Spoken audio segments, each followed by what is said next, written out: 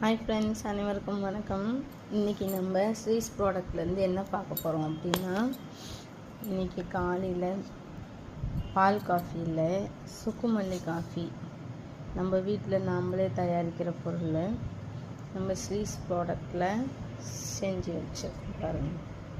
சுக்குமல்லி coffee இதில் என்னென்ன போட்டிருக்கோம் அப்படின்னா, கொத்தமல்லி, ஏலக்காய், சுக்கு, மிளகு, திப்பிலி, சித்தரத்தை இதெல்லாம் போட்டிருக்கோங்க. இதெல்லாம் நெஞ்சிலேருந்து சளி, தொண்டை சளி, நெஞ்சு சளி எல்லாம் கரைக்கிறது.